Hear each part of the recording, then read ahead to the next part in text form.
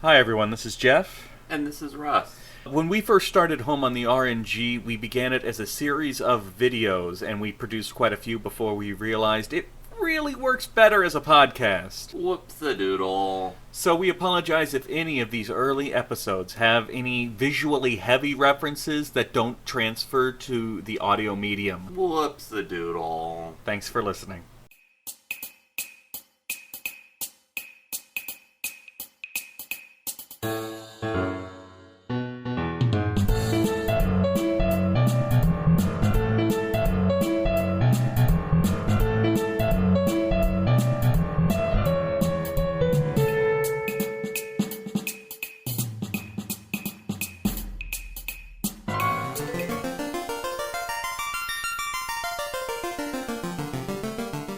Hi everybody. What's up? Welcome back to Home on the RNG. Yeah, Jeff's already exasperated with me, so... It's kind of my default state of being with you. Oh my god. Alright! But we're here, I'm excited. We're here to review one of my favorite games ever. We're here to talk about a classic. We're here to talk about a genre definer. And it is. That's all literal. We're here to talk about a game that probably we should have reviewed in the first 10 and not the second 10. Probably. But oh well. This is just off the cuff. So, we wanted to review games we really liked first. That's true. So, today we are talking about Final Fantasy 1 for the NES. Yes, Final Fantasy 1 on the NES. Not all the remakes they've done of it, which have vastly improved it. We went old school. Yeah. We played Really old the school. original. But before we tell you about what it was like to play the original again, let's take a look at some personal history. Yay.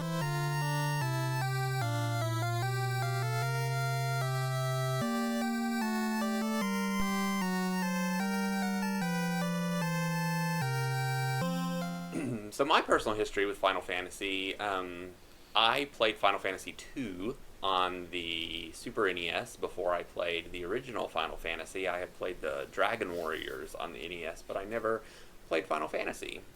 So I played Final Fantasy II, then went back and wanted to play the original, and that was a very weird order to play the games in when I was, in my preteen years or whatever, because I loved Final Fantasy II so much, and 1 was not what I was expecting at all. I was expecting, more adventures of Cecil and the gang from Final Fantasy II, like what happened to him before everything that happened in Final Fantasy II. So it was really disappointing to me back then. I also remember watching the Captain N episode of the episode of Captain N that dealt with Final Fantasy, and again, I was thinking that it was going to be about Final Fantasy II, which was so much better, and it was about Final Fantasy 1 and the Elf Prince or whatever, and I was just seriously disappointed.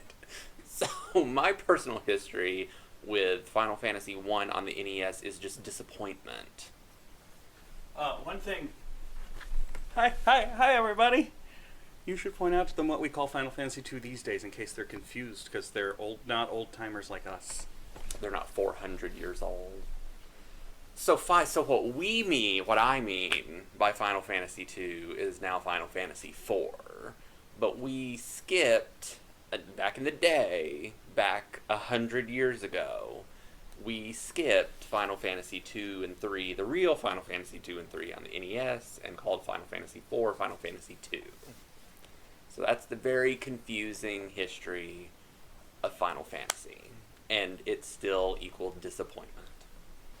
I actually have some history with this game. It's a rare and unique chance for me. So, it was one of the first NES games that I played. I played it at a friend's house.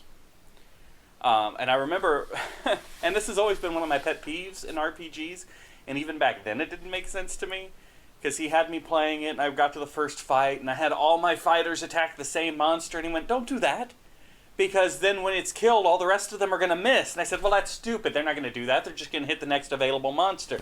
No, they missed. That's how games were. It was funny to me that my first instinct as a gamer was, "No, that's not going to work like that. That'd be stupid." But that's what it was.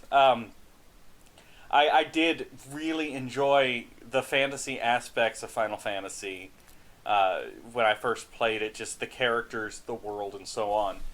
Although I don't think I never actually owned it myself, so I only played it in bits and pieces at other people's houses, which might have been why it wasn't such a legacy of disappointment for me, because I never was actually sunk into the game itself. So, that's what I've got.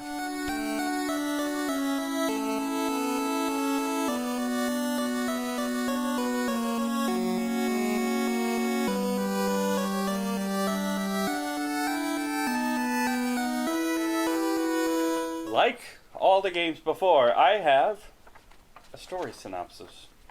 Will it be better than your Chrono Trigger synopsis? Let's see. Whatever could be. Let's see. The elements of the earth are failing. Monsters are running rampant. And so, 4 prophesied heroes of light arrive to save the world. Their quest to restore the 4 crystals that balance the world lead them to discover a 2,000-year-old time loop created by the forces of chaos. Honestly, the plot's pretty thin in this game. Very thin. They try, at the very end, to try to tell you some plot that they've never really alluded to. Well, it's a little bit like... that's not fair. They set it up at the beginning. When you meet the first king, after you beat the first boss, the king says, "Oh, you're the warriors of light. You have to restore balance to the crystals in the world. Go Right. forth." Then the game plays a little bit like Breath of Fire 1, where it's just traveling from place to place, setting right whatever's wrong in that particular locale. But it doesn't feel like a tied narrative. It feels like they set up the story, they pay off the story, and in between you just kind of wander the world. Yeah, I felt like it was maybe a limitation of the system, that they had a bigger interwoven story in mind, and then they just had to kind of somehow link the beginning and the end together, and it was really ham-fisted. I did like that the character of Garland, who is the first boss that you encounter, and typically in any game, the first boss is the pushover boss and then you move on. But And Garland now, actually shows up at the end of the game, which I liked. Yeah, that's true. Garland is a more fully realized character than any of your heroes, or really any other character. Did you want to talk about characters, Russ? I feel like you want to. So desperately, because there's so many, and they just have such really deep, complex personalities and motivations. Like Princess Sarah. Princess Sarah, yeah, and Princess Jane. Who, did you notice? So Princess Jane, I'm assuming, is like 10. She's the princess that doesn't get kidnapped. Yes. And at the end of the game, in the closing credits, they say that the 4 warriors of light returned, back to Cornelia and, married Princess Sarah and Princess Jane. And first of all, I'm not sure how that works. Right. And then Princess Jane is, a preteen. Well, they waited. They waited for her to get older. Yes. Hey, in Great Greed, you could marry underage. You did. You could marry Cupcake. You could also marry the king. Yeah. But yeah, there's not a lot to say about the characters, really. I mean, you pick... What about Montoya? Yeah, the witch. She's a witch, and she lives in a cave, and she has talking brooms. What about Bicky the pirate? Were you really taken by Bicky? I feel like he was... See, here's one of the problems I have with Final Fantasy. I don't know if you've ever heard of this, but I read a lot of 8-bit theater back in the day. I loved 8-bit theater. Did you ever... Yes? No? Mm-hmm. It was a webcomic based on Final Fantasy 1 using sprites. Oh. But the story kind of went off the rails, and Princess Sarah was kind of a recurring character throughout the whole story. Things changed. Characters got expanded. Okay. Bicky was in a lot more. So you were taken by Bicky from out of context. Garland was a more constant presence throughout the whole story. Okay. It was all comedy and parody. Right. But I sometimes forget how little characterization there actually is in the game. Because I actually spent some time with these characters in another medium. You spent some time with these characters that nobody was intended to. Yes. So there you go. Shout out for anybody who remembers Brian Clevenger's 8-bit theater. No, I took nothing away from the characters. You have your 4 totally generic heroes like you would create in I mean, they're not as interesting as anything you would create in Dungeons and Dragons. Well, and they're just, all 100% silent protagonists. Yes, yeah. So the only characters like are the princesses. Garland, he's the most fully realized character. There's like a professor guy, and there's some dwarves. Who was later renamed Sid. Yeah. Because there's not a Sid in this game. No, it's the first. There's no chocobos. First Final Fantasy, the only Final Fantasy without a Sid. So in later remakes, they changed the professor to be named Sid. The most interesting thing I can say about the characters was I just like, there's like an elf kingdom, and there's a dwarf village, there's mermaids, there's like sky people, there's robot. That was the most interesting thing about the characters, is that there's a lot of like non-human characters that you don't see necessarily in later Final Fantasies. Like you don't. So really basically, there's lore to this world. There's lore, yeah, but you don't really it. see elves or mermaids again in another Final Fantasy. It's true, you don't. It's all just humans being humans. Right, and you see dwarves sometimes. 4 has dwarves, but it's more of a. You can tell the level of like what it took from Western sort of fantasy role playing and stuff, dwarves and elves and what have you. But the individual characters themselves just have no personality. You have to just make it up yourself. You do. Like you did for Bicky, obviously. Bicky the Pirate King, arr. Yeah. Now I'm going to go look up this 8-bit theater. It ran for years and years. It's thousands of comics. Well, then I know what I'll be doing for a while. So there you go. That's it for story and characters. I'm actually surprised we talked about it for so long, considering there's not much there. There really isn't, no. And speaking of things where there's not much there, the combat system.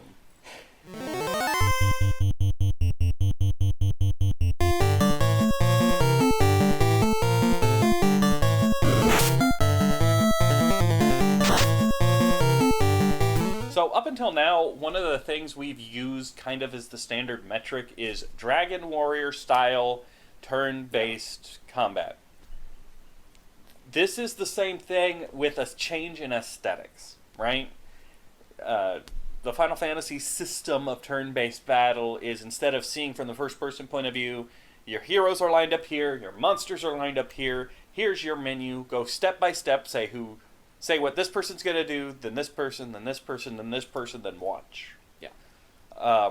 If you've played any JRPGs at all, I think you're at least familiar with this basic combat system. Because it's the first Final Fantasy game. It is as basic a combat system as you're going to get.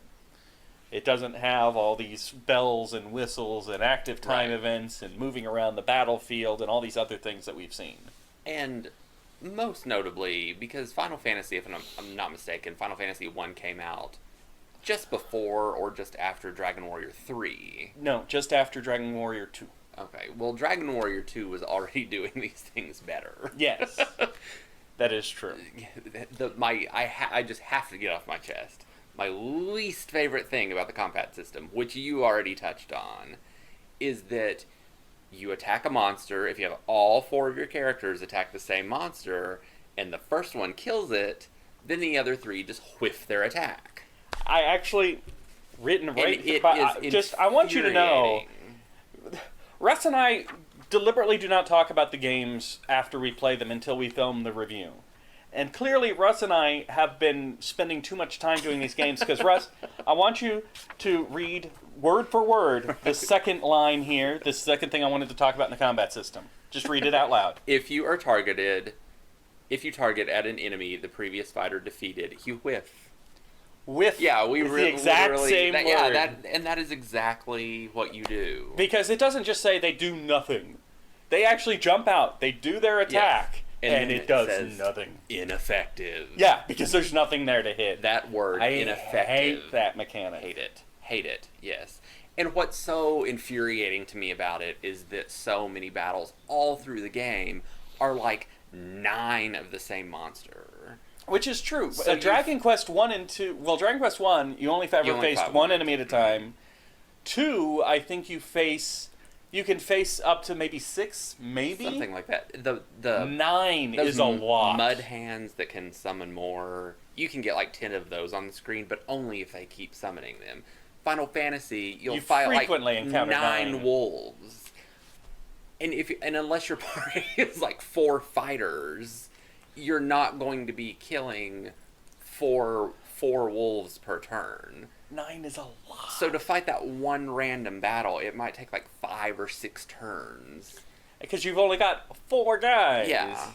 And you got to kill 9 things, and very rarely do you encounter something that goes down in one hit. Very rarely, yeah. And that is why, from a gameplay perspective, I played, as you'll see in this video, because I recorded the footage, you'll see that I played with a red mage, a white mage, and a black mage.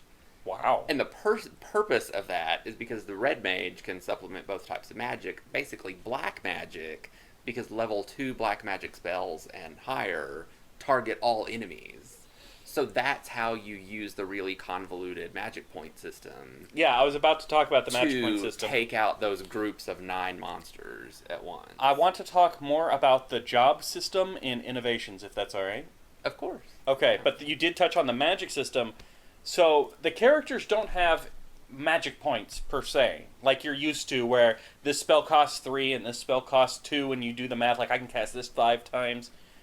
Spells are divided into levels.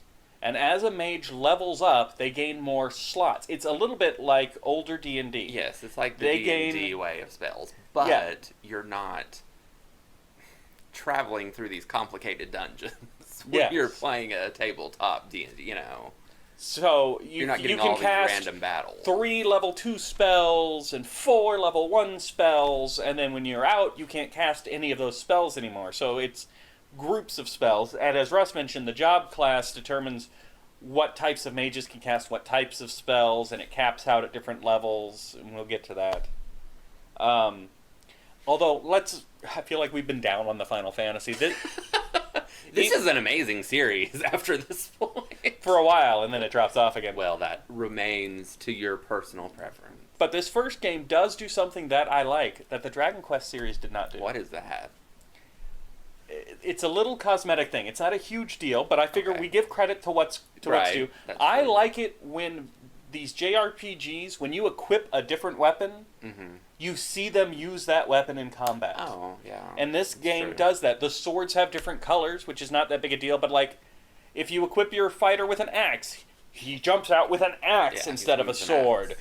Mhm. Your black belt comes out with punches or nunchucks or whatever you equip them with. There is a visual difference in the combat. It's a small touch, but it's not one that's done very often considering how No. small it is. Right. And I like that effect. Well, yeah, that's true. I will give you that. That is interesting. Was there anything else about the combat? Not really. It was really just frustrating. It's frustrating, like I said. If you're playing like an old school tabletop D&D campaign, you're not like exploring this maze-like dungeon and just getting random battle after random battle that take way too long. The random battles take way too long.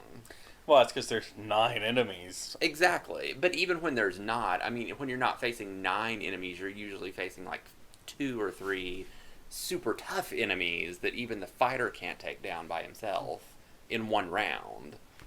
I think what I'm trying to say is that I'm really spoiled by modern games.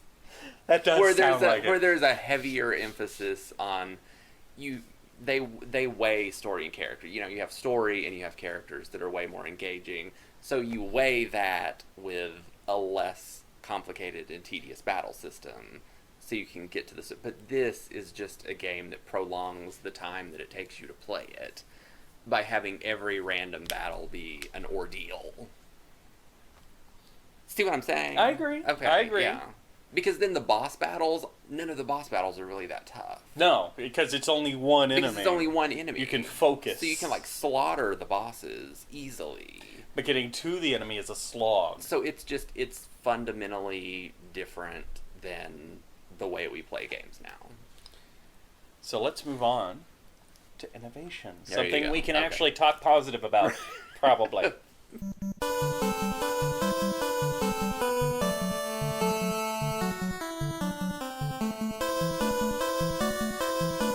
So you brought this up and we touched on it a little bit. Let's talk about the job system. Yeah. I love a good job system in games. I really do. I do love it too. And in fact, even though this came out after a couple of Dragon Quests, I would argue that with this job system that they've got in place, this would be one of the first JRPGs with real replayability factor, right? Because you could That's try true. out different teams Right. and see how they... I mean, there are... So, at the beginning of the game, you have 4 characters, and you get to pick from 6 classes. Mm-hmm. It's Fighter, Black Mage, Red Mage, White Mage, Black Belt, Thief. And Thief cannot steal. Yeah, no, there's Which no... was, which was shocking to me when I first played. There are no special commands to these No. guys. It's fight, magic, I think defend. Am I wrong? Right. Yeah, you can defend, you can fight, magic, or use an item. So there's not like the black belt doesn't get special abilities, the thief doesn't get special abilities. It just changes their stats. It changes the items they can equip, the types of weapons they can equip, and it changes what magic they have access to. The red mage does black and white magic, but he caps out much earlier than the other He two. can only learn, like, there are, 8 levels of magic? I think he can so. only learn up to 6. He can't learn every spell. Actually, I think as a red mage, he can only learn up to 4. Yes, because you get promotions. That's you get and there is another promotions. thing. Well, there is a optional side quest in the game, and if you do it, all of your characters rank up in job. Basically, the fighter becomes a warrior, and the mages become wizards, and the black belt becomes a master, Yeah. and the And thief the thief becomes a becomes ninja. Yeah. And apparently, then he's super useful. But still can't steal, still can't throw a shuriken, And then can't do anything. the wizards have higher limits than the mages when it comes to what spells they can equip. And again, the optional side quest with a great reward. Yeah. That's innovative. True. I mean, that's something we haven't seen this early on. Right. But this game also does one of the things I hate, and I bring it up every time. When you're buying equipment, not only can you not tell if the equipment you're buying is better or worse than the equipment that character already has, when you buy equipment, you can't even tell what character can use it Right. until you try to equip it and the screen goes, meh. Yeah. At least Dragon Warrior said, "Oh, but thou canst not equip that."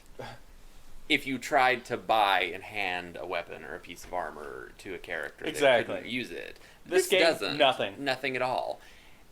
And while we're on the subject, just inventory management in general.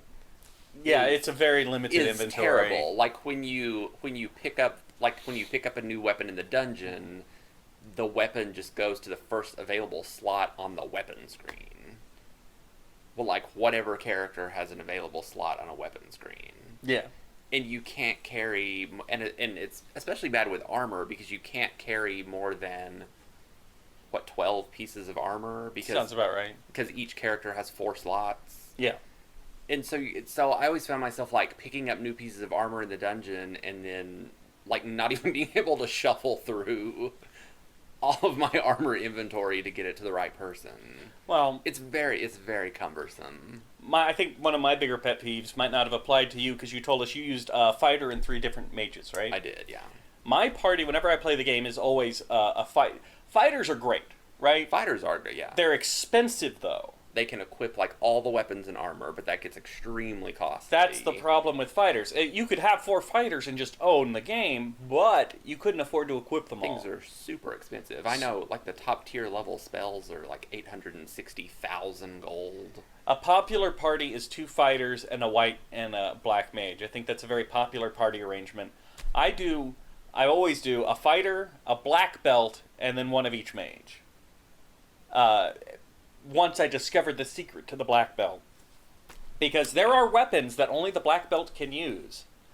But for some reason, nobody tells you the black belt is most effective with no weapons. Yeah, that's true.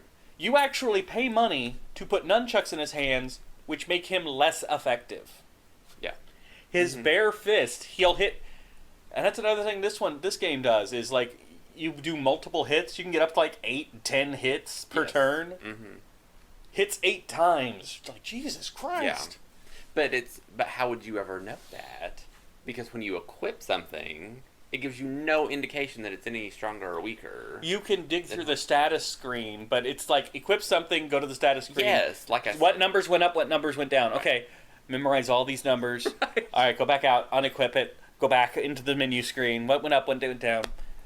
And that's how it took me so long to realize when I was a kid, black belts fight better with no Right. weapons, even though there are weapons specifically for only them in the game. I don't understand that. So what we're saying, kids, is that this is what we had to suffer through in the 80s. Why? Just numbers and menus so that you could have all of the amazing games that you have Why today. would you put weapons in specifically for a character who suffers from using weapons, Russ? Right. I know. You're having a really rough time with this, I can tell. Also, in this game, as Russ alluded to, you buy your magic. You don't learn magic from leveling up. Right. You don't learn it from gear.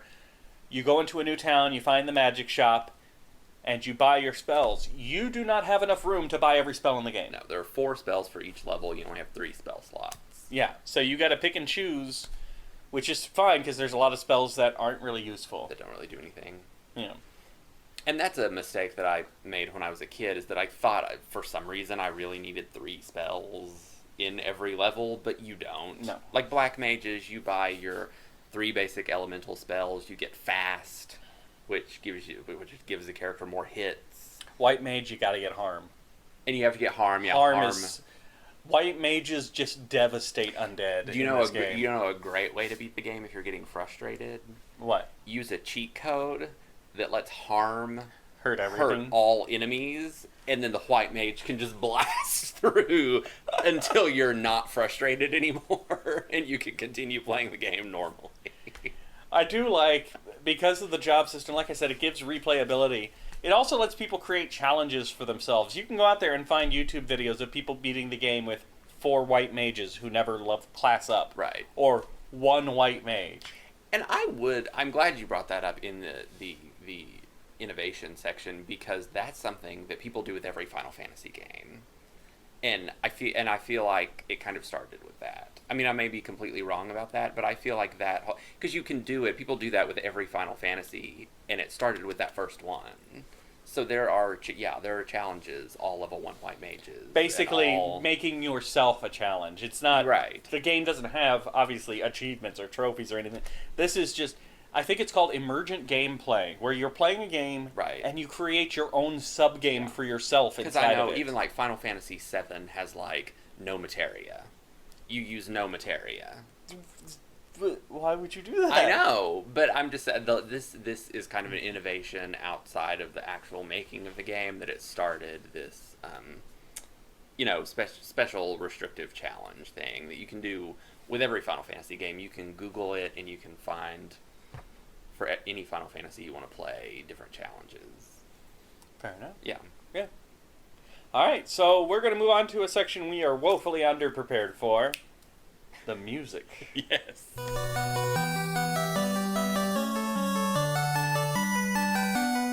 It's Uematsu, so I mean, you can't really say anything else besides that. I hope we can. I hope we can say something besides it's Uematsu. Done. So, Mike was not able to join us to film the next couple of episodes. He's getting married, which is an acceptable reason not to show up on a YouTube show nobody watches. So, Yeah. Mike is not here. I'm going to try and maybe talk him into doing just a special episode talking about the composer of this series, which is... Uematsu. Because he's famous in the field. He's just the composer of Final Fantasy. I mean, he's so prolific that there's not even really much more. I'm sure someone that's into music has a lot to say, but to me, like it's Mike. just like, I know, but to me, it's just like, it's Uematsu, and he does amazing soundtracks. The music was fine. It was good. I mean, it Some of the themes carry through the rest of the series, like the Crystal theme. Right, I was gonna say, like, I that. like the Crystal theme. Yeah. That theme, and like the intro, like the dun dun dun dun dun dun dun. I mean, I can't carry a tune. Dun, dun, dun, dun, dun, dun, Right. dun. Very good. I mean, that carries through the entire Final Fantasy series, and it's so iconic. It's like the Lufia theme, Or me. the Dragon Quest fanfare. Yeah, exactly. It's such a cultural phenomenon of a piece of music. Ooh, say that word again. Phenomenon. Do, do, do, do, do. No? Okay. I'm just gonna sit over Are you here. gonna be okay? Okay. Yeah. So I mean, the music was fine. Was it a phenomenon? Do, do, It do, was a do, phenomenon. Do, do, do, do. This is all making it into the video. Yeah, I'm aware. Okay, I'm sorry. I don't have much to contribute to music. I know the guy is important. I know the guy does great work, and he does. I really wish Mike was here so that he could make us sound educated on the topic. Yeah. Did you have anything else? It's Uematsu. I mean, it was impressive. Part of it is just impressive that they were able to make such varied soundtracks and to make like that crystal theme and the opening theme and everything using chiptunes or whatever, however they made it back then. I mean, I think that's really impressive, and that now you hear it on like an orchestral level. But it all started with just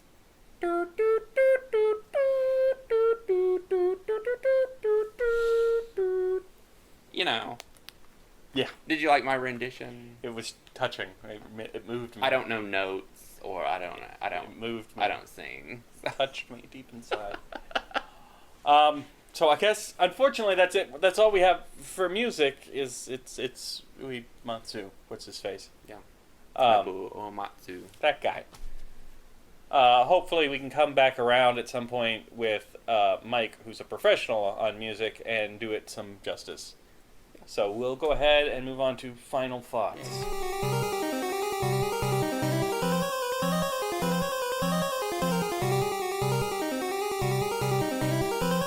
So I still sum this game up as a disappointment. I still feel like I did when I was a kid and I had played Final Fantasy II, and then I was expecting something equal to that came out earlier on a more low-tech system, and it was just disappointing. I would give it a C. If you're just talking about the individual game and is it worth playing, I would give it a C, and I would say that if you are going to play the original Final Fantasy, there's a lot of other ways to play it than like the original NES version. There's a Game Boy Advance version, there's a PSP version. I think you can just play it on your phone now, iOS or Android. And all of those are better ways to play it because they've done quality of life improvements that make it a more streamlined experience. But it still it doesn't have the story or the plot, which are things that are very important to me in a game. I like a balance between a challenging battle system and, good characters and good story. And then in terms of battle systems, there's a difference between challenging in a fun way and challenging in just sort of a stressful and frustrating way that you just really want to use cheat codes to blast through it. So yeah, overall I would give it a grade of C, but I would give the legacy that it started an A+. Russ I gotta stop letting him do these final thoughts first, because it sounds like I'm copying him. Judging the game by itself, again, I'm with Russ. I'd give it a C. It's just, there's not much there. It's a good starting point. They started something good, clearly, and it grew and evolved into other things. But, and I suppose the C score is really because of the age we live in now. Playing this as a kid on the NES when I didn't know better, when I didn't know there could be better, probably a B+. If I'm really just trying to put myself in the mindset of all I've had up to this point was Dragon Warrior and Dragon Warrior 2, yeah, okay, it can be a solid B+. I don't like picking on a game that did start such an iconic series, but it's kind of like with TV shows. Even really good TV shows, that pilot is often pretty rough. And the pilot is not a fair way to judge the series as a whole in most cases. Anytime I'm trying to introduce somebody to a TV show that I really love, it's like, you understand pilot, right? Like, wait till the second episode before you make judgments. So, in that regard, Final Fantasy I is sort of the pilot of Final Fantasy. Although, funnily enough, I will say it is a lot better than Final Fantasy II. Not 4, the one that we call 2. actual Japanese too, because I can't stand Final Fantasy 2. It's torturous to play. But, yeah, I feel bad that we weren't nicer to this game, but I didn't make the game. I can't help it. So as Russ touched on, if you want to play Final Fantasy 1, it's everywhere. It is Just everywhere. go. Game Boy Advance, PSP, iOS, Android. It's WonderSwan. WonderSwan. Yeah, if you got a WonderSwan, there is a WonderSwan version. Go for all of those hardcore WonderSwan I know. fans. So that's it for Final Fantasy Yeah. 1.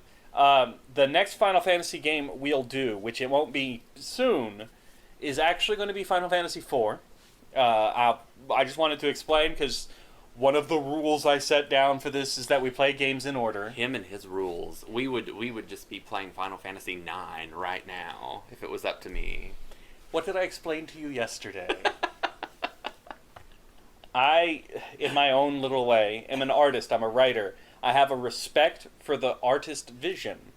They created these games in a specific order. Unless the creators come out and say, actually, I'd prefer it if you play it in this order, I'm going to play it in the order they came out because it's less important with Final Fantasy, I suppose, but with other games that actually carry over characters and plots, that's the order of the story. When you pick up a book, do you read page 9 and then skip to page 1 and then read page 43? I do. No, you read it in the order that the author gives it to you.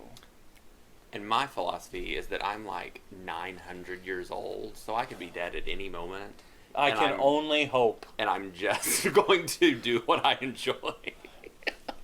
So, we are skipping Final Fantasy 2 and 3, though, because I hate Final Fantasy 2.